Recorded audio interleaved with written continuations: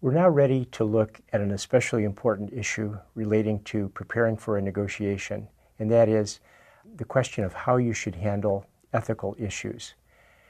There's probably no other situation in business or in life that will challenge your ethical standards like a negotiation. So it's important to think about the standards that you will use before you begin negotiating. In answering this question, how should I handle ethical issues? There are two clusters of standards to consider.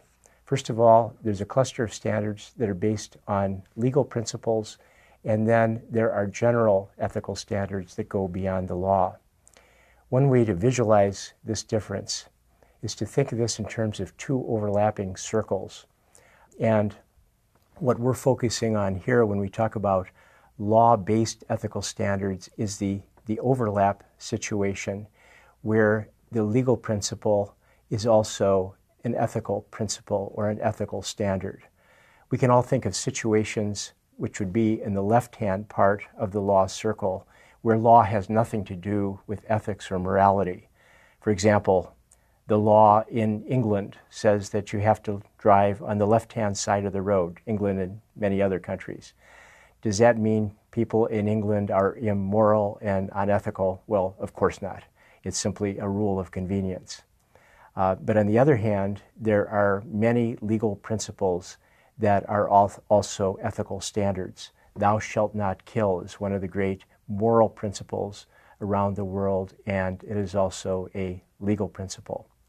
So when we look at law-based ethical standards, there are three standards that are especially important in negotiation. First of all, we'll be talking about fraud, which is defined as false representation of a material fact that is relied on by the other side. Second, we'll look at fiduciary duty, which is a high duty of trust and loyalty. And third, one of the most uncomfortable words in the English language. In fact, if you type out this word, you'll probably get a spell check warning. But it's unconscionability, and that is conduct that violates principles of good conduct. So let's start with fraud. And let me ask you this question. Would you ever deliberately commit fraud during a negotiation? Would you ever deliberately lie to the other side during a negotiation? Please write down, yes, I would deliberately lie, or no, I wouldn't deliberately lie. And for those of you who said no, let's do a quick test. Let's assume that you are the seller in this situation. You have offered to sell your house for $300,000 to the buyer. Let's also assume that your reservation price is $250,000. That is, you would be willing to sell to the buyer for as low as $250,000. During the negotiation, the buyer asks you, are you willing to sell your house for $250,000? And you say to the buyer, no, absolutely not. Now, have you committed fraud? There's no question here, you've told a lie, and you've told a deliberate lie, because under our assumed facts, we've decided that you are willing to sell the house for $250,000, and you're lying to the buyer when you say you aren't willing. You're bluffing, in other words. So is that fraud? Is that illegal? Take a look at the definition of fraud again and try to answer that question. Have you committed fraud when you lie about your reservation price? The answer to that question, although it might be a close call, is that even though it's a deliberate lie, it is not fraud in the legal sense of the word. Yes, you have made a false representation. You've lied. Yes, it's a material fact. That's an important fact to the buyer. But is that the kind of representation that is relied on by the other side? And the answer to that piece of it is no. No buyer in this scenario should rely on your statement that you're not willing to budge on price. Everyone should know that's part of the negotiation game. That's what people do in negotiation. They bluff. And so not fraud in this scenario. Okay, let's move on to fiduciary duty. High duty of trust and loyalty. In other words, when you're in a unique situation with the other side, let's say you're an employee negotiating something that affects your employer, you owe the highest duty of trust and loyalty to your employer. An employee owes a fiduciary duty to the company where he or she works. So let's look at a couple examples of fiduciary duty. Here's a situation based on an actual case where a real estate developer hired an agent and asked the agent to try to find a $10 million loan for a real estate development. The agent was successful. The agent went to an insurance company and arranged for the $10 million loan. It was just what the real estate developer wanted. The real estate developer, by the way, promised to pay a $50,000 commission to the agent for coming up with a loan. So the real estate developer was happy with the loan. The insurance company was also very happy and decided to pay a finder's fee to the agent. So the agent then went to the developer and said, okay, I'm ready for my $50,000. And the developer said, I've decided not to pay you. Now, what would be the logical result in this case? Should the agent be allowed to recover the $50,000 commission? Please write down your answer, yes or no. The court decided, correctly in my opinion, that the agent was not entitled to the $50,000 commission because agents owe a fiduciary duty to their principals, in this case, the real estate developer. And by accepting payment from the other side, the agent breached this fiduciary duty. The agent was being paid by both sides, whereas the duty of loyalty should have been only to the real estate developer. Now, think about this for a second. If you're ever in this situation, if you're an agent or in the position of the agent, and this situation arises, how could you arrange to be paid the $50,000 and also be paid the finder's fee? Think about that for a second and write down your answer. What the agent could have done in this situation is, number one, before accepting the finder's fee, he could have gone to the developer and explained the situation and asked permission to receive the finder's fee. No problem there. Or second, the agent could have acted as a true finder.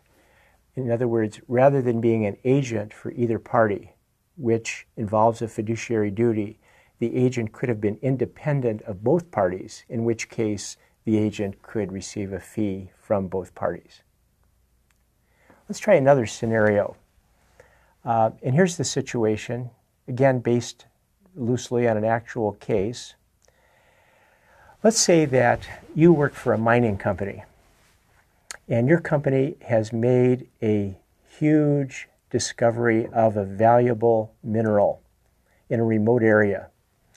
You want to keep the discovery quiet so that you can buy up mineral rights and real estate in this area. So the discovery is secret. On behalf of the company, you then enter into a contract with a local farmer where you basically buy the farmer's land, which includes the mineral rights. So that's contract number one that you make in April. In May, you make another contract on behalf of yourself. You buy stock in your company from another shareholder. In June, your company finally decides to disclose the discovery, and the stock price in the company doubles. Any problems here with these two contracts that you've made? Contract number 1, you bought the farm from the farmer and the mineral rights from the farmer without disclosing the discovery of the minerals. And number 2, you bought stock in the company from another shareholder without disclosing the discovery of the minerals. Think about that for a second. Write down your answer. No problem with the first contract in April. With that contract, you're dealing at arm's length with the farmer, and there's no general duty. Although in certain cultures, certain countries, you might discover there is a duty, but generally no duty to disclose the discovery. This person is a stranger. Big problem with the purchase of the stock. Because you're an employee of the company, you are buying stock from one of the company owners, you owe a fiduciary duty to the company and to that owner, and you have breached your fiduciary duty by buying the stock without disclosure. So this is a breach of fiduciary duty, and this breach of fiduciary duty has been included in legislation in most countries of the world, and the legislation is known as insider trading laws. What you have done here in buying the stock is to violate insider trading laws. So those are illustrations of how the concept of fiduciary duty works. The final law-based ethical standard is unconscionability, conduct that violates principles of good conscience. And as you might guess, this is somewhat of a loose concept, difficult to define. However, in defining unconscionability, courts focus on 2 questions. First of all, is there so-called procedural unconscionability? Does one party have an absence of choice because of unequal bargaining power? And second, they look for so-called substantive unconscionability. Are the terms of the contract unreasonable?